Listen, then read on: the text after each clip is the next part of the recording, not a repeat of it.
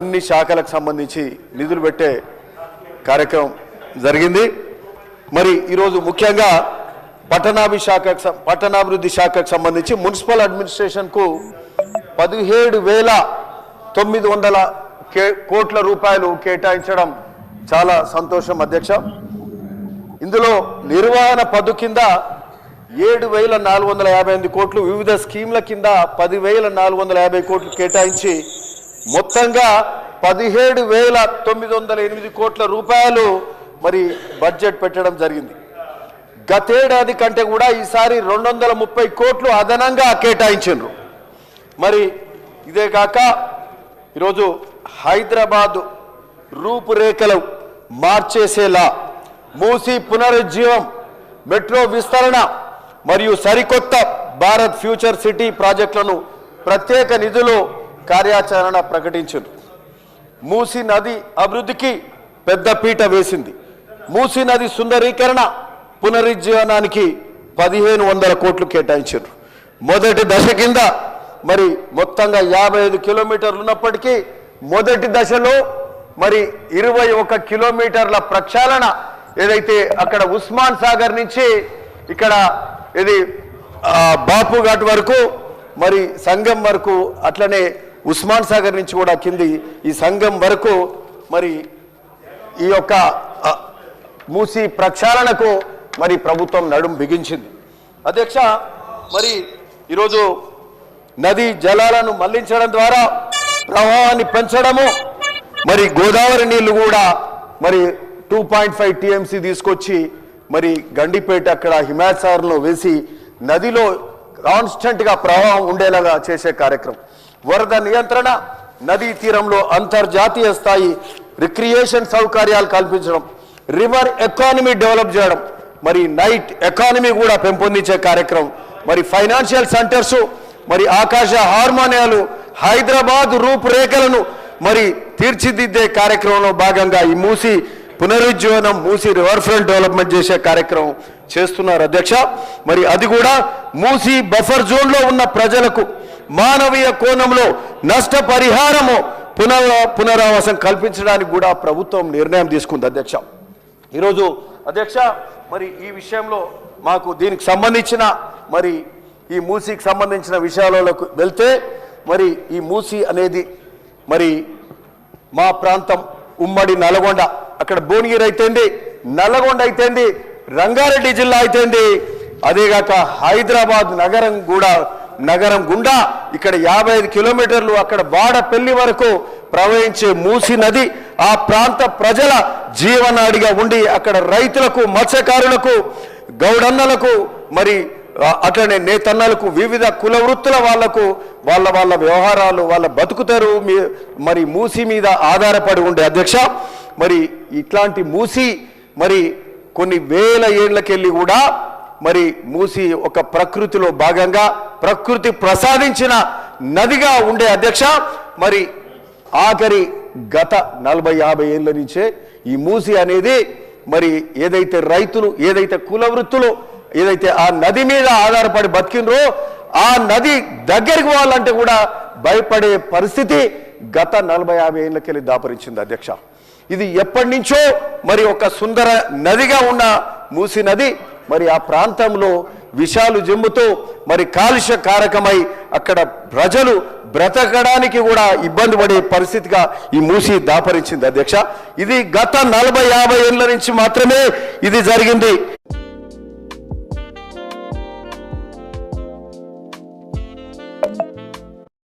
ఉండే ఇది ఎవరి వల్ల అయిందంటే గత ప్రభుత్వాల నెగ్లిజెన్స్ వల్లనే అయ్యింది. ఉమ్మడి ఆంధ్రప్రదేశ్లో ఆనాడు వైఎస్ రాజశేఖర రెడ్డి గారు కూడా కాంగ్రెస్ హయాంలో కూడా ఆలోచన చేసినారు. కానీ ఆ రోజు మరి ఉమ్మడి రాష్ట్రం ఆ రోజు చేయలేని పరిస్థితి ఉండనేమో. కానీ ప్రత్యేక రాష్ట్రం వచ్చినాక కూడా మరి కొత్త నూతన ప్రభుత్వం వచ్చినాక కూడా గత 10 ఏళ్లలో మరి టీఆర్ఎస్ ప్రభుత్వం, ఆనాటి టీఆర్ఎస్ ప్రభుత్వం కేసీఆర్, కేటీఆర్లు పదే మాట్లాడిరు. హరీష్ రావు గారు మాట్లాడిరు. భువనగిరి వచ్చినప్పుడు మూసీ ప్రక్షాళన చేస్తాం, మూసీల నీళ్లు కొబ్బరి నీళ్ళలాగా ప్రవహింపజేసే కార్యక్రమం చేస్తామన్నారు. కానీ దాన్ని 10 ఏళ్ళు పట్టించుకోలే. పెద్ద పెద్ద ప్రాజెక్టులకు లక్షల కోట్లు పెట్టే కార్యక్రమాలు చేశారు కానీ ప్రజల జీవితాలు ప్రజల ఆరోగ్యాలతోటి ముడిపడ్డ మూసీని మాత్రము అస్సలే పట్టించుకోలేదు. మాట ఇచ్చిండ్రు, పట్టించుకోలేదు. మీరు నాడు ఉమ్మడి పాలకులు పట్టించుకోలేదు, ప్రత్యేక రాష్ట్రం వచ్చినాక కూడా మరి పట్టించుకోలేదు అధ్యక్ష. ఇది మరి మొత్తము పక్కకు పడేసిండ్రు. ఈరోజు ఎంటైర్ హైదరాబాద్కు సీవరేజ్ లైన్ లాగా అయిపోయింది అధ్యక్ష. మూసీ అంటే మొత్తము మురికి నీళ్ళన్నీ కూడా హైదరాబాద్ సీవరేజ్ కానీ సాలిడ్ వేస్ట్ కానీ ఇండస్ట్రియల్ వేస్ట్ కానీ మరి మూసీలో ప్రవహిస్తుంటే మరి దాన్ని పట్టించుకున్న నాదుడు లేడు. అంటే హైదరాబాదు రాష్ట్ర ప్రజలు అంతా కూడా ప్రతి కుటుంబానికి ఒకరు హైదరాబాద్లో ఉంటారు. అంటే వీళ్ళందరి మరి ఈరోజు ఆ మురికి అంతా సీవరేజ్ అంతా సాలిడ్ వేస్ట్ అంతా మరి ఈ నల్గొండ ప్రజలు ఆ మూసి గుండా ప్రవహిస్తుంటే మేం భరించాల్సిన అవసరం ఉందా అని చెప్పి ఈ సందర్భంగా అడుగుతున్నాం.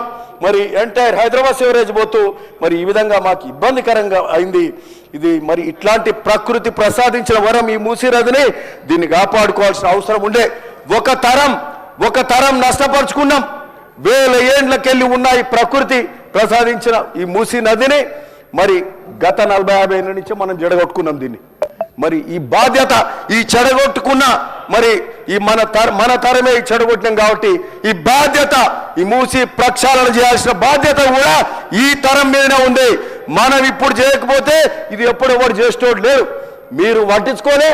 మరి ఈరోజు మా ముఖ్యమంత్రి గారు, మా విజనరీ లీడర్ ముఖ్యమంత్రి గౌరవ ముఖ్యమంత్రి రేవంత్ రెడ్డి గారు ఈరోజు మూసి రివర్ డెవలప్మెంట్ కు నడుం బిగించి మరి మా ప్రాంతానికే వచ్చిండ్రు. మేము ముఖ్యంగా అధ్యక్ష పిలాయిపల్లి దగ్గర ఎప్పుడైతే మరి ఈ మూసి ప్రక్షాళన చేయాలని చెప్పి మేము పాదయాత్ర 2024 అక్టోబర్లో పాదయాత్ర చేయడం జరిగింది.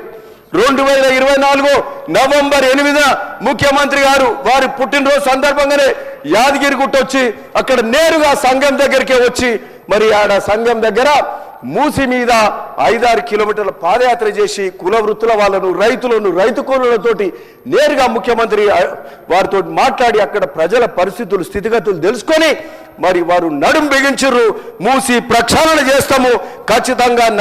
ఉమ్మడి నల్గొండ ప్రజల మరి మీ మనోభావాలకు తగ్గట్టు ఈ కుల వృత్తుల వాళ్ళను ఈ బాధల నుంచి విముక్తి చేయాల్సిన అవసరం ఉంది.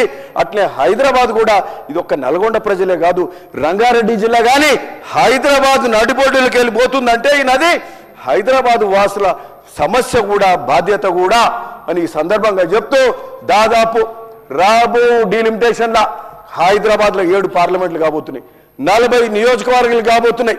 మా అక్కడ ఉమ్మడి నల్గొండ 2 పార్లమెంట్లలో దాదాపు 20 నియోజకవర్గాలు కాబోతున్నాయి.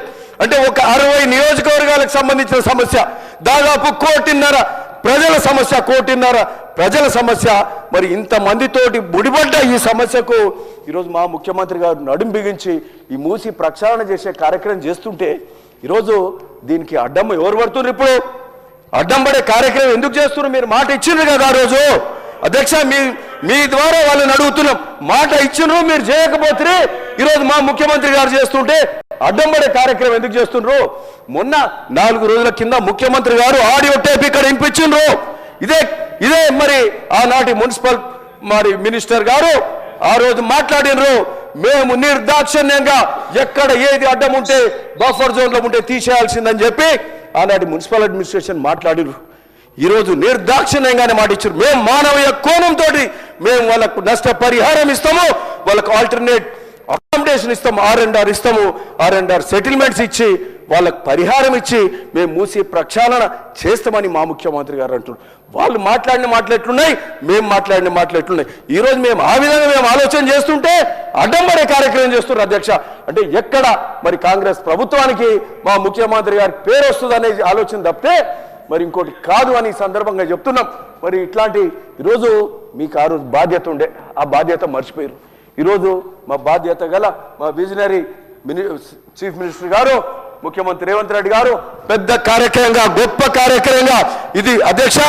ఈరోజు ఒక్క నల్గొండ, రంగారెడ్డి, హైదరాబాద్ ప్రజల ఒక ఆరోగ్యమే కాదు, ఈరోజు ఆరోగ్య భద్రతే కాదు, ఒక మూసి ప్రక్షాళన అంటే ఒక నీటి శుభ్రతే కాదు, హైదరాబాద్కు ఏదైతే రింగ్ రోడ్ ఏ విధంగా ఒక అసెట్ అయిందో, హైదరాబాద్కు రింగ్ రోడ్ ఏ విధంగా అసెట్ అయిందో ఈ మూసి ప్రక్షాళన చేసి ఒక మూసి రివర్ ఫ్రంట్ డెవలప్ చేసి అక్కడ కమర్షియల్ సెంటర్స్, వాక్వేస్ కానీ, అక్కడ యాంపీ థియేటర్స్ కానీ, మరి అట్లనే ఒక టూరిజం కానీ ఇవన్నీ కూడా డెవలప్ చేసుకుంటూ వెళ్తే, ఒక నైట్ లైఫ్ డెవలప్ చేస్తే, ఓ రివర్ ఎకానమీ చేస్తే ఆడ ఎంప్లాయ్మెంట్ కూడా లక్షలాది మంది యువతకి ఎంప్లాయ్మెంట్ కూడా క్రియేట్ అవుతుంది.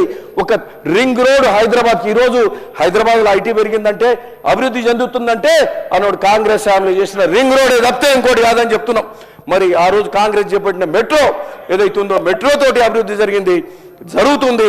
మరి అట్లాంటి వాటికి మరి దాటిగా, వాటికి దీటుగా ఈరోజు మూసీ రివర్ ఫ్రంట్ చేస్తే కూడా ఆ స్థాయిలో ఒక ఇంటర్నేషనల్ సిటీగా హైదరాబాద్ అభివృద్ధి జరుగుతుంది.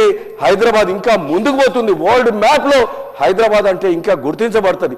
55 కిలోమీటర్ల మురికి కాలువ, మురికి నది హైదరాబాద్ లాంటి ఇంటర్నేషనల్ సిటీలో ఉండాల్సిన అవసరం లేదు.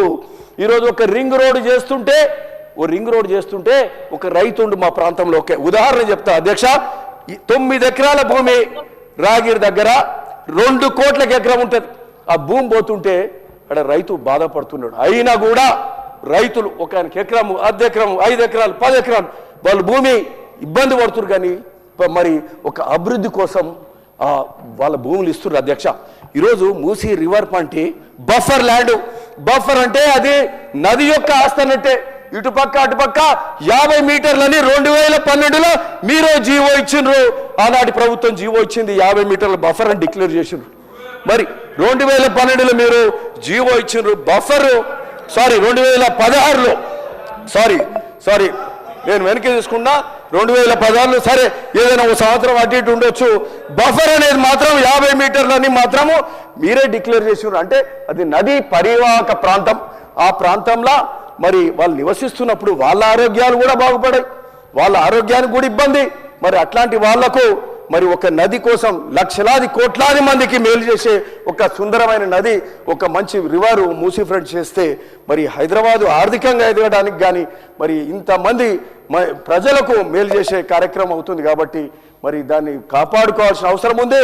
ఏదైనా వాళ్ళను అక్కడ సంబంధించిన ఆ బఫర్లో ఉన్న వాళ్ళని డిస్ప్లే చేస్తూ ఒక మానవీయ కోణంతో వాళ్ళకు మేలు చేసే కార్యక్రమం మా ముఖ్యమంత్రి గారు మరి ఆలోచన చేస్తున్నారు. ఖచ్చితంగా ఆ విధమైన ఆలోచనలు చేస్తున్నప్పుడు ఒక మంచి మూసీ రివర్ ఫ్రంట్ హైదరాబాద్కు మరి ఒక అసెట్గా ఉండబోయే ఈ మూసీ రివర్ ఫ్రంట్ మూసీ పునరుజ్జీవ కార్యక్రమానికి